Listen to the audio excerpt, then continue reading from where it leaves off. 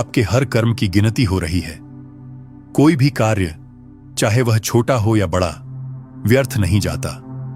आप किसी भूखे को भोजन कराए या किसी असहाय को तिरस्कार से ठुकरा दें, यह ब्रह्मांड उस क्षण को दर्ज कर लेता है और वही कर्म तय करते हैं कि मृत्यु के बाद आपकी आत्मा अगला जन्म कहां लेगी।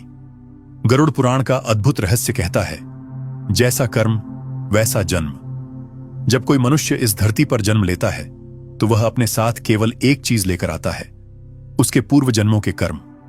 धन, संपत्ति, शरीर, रूप, परिवार, ये सब बदलते रहते हैं, पर जो चीज आत्मा के साथ चिपकी रहती है वह है उसका संचित कर्म।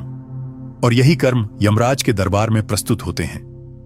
मृत्यु के बाद आत्मा अकेली नहीं होती, उसके कर्म उसके साथ खड़े होते हैं जैसे साक्षी।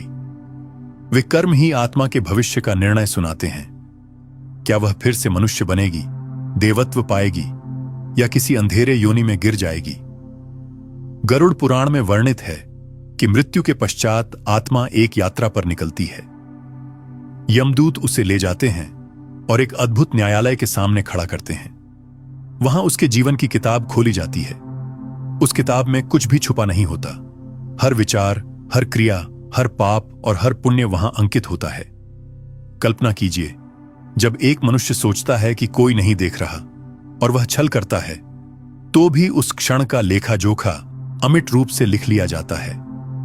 कोई भी कर्म अदृश्य नहीं रहता। मनुष्य अपने जीवन में अक्सर सोचता है कि थोड़े से बुरे काम करने में क्या हानि है, लेकिन वही छोटे छोटे कार्य मृत्यु के बाद विशाल परिणाम बनकर सामने आते हैं।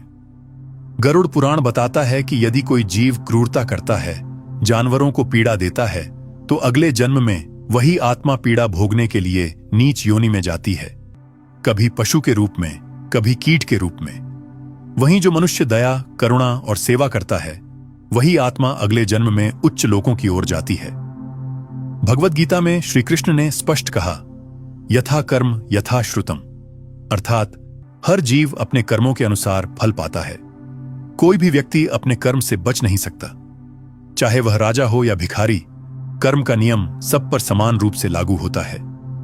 यही कारण है कि एक ही परिवार में जन्मे दो भाई बहन का जीवन इतना भिन्न हो सकता है।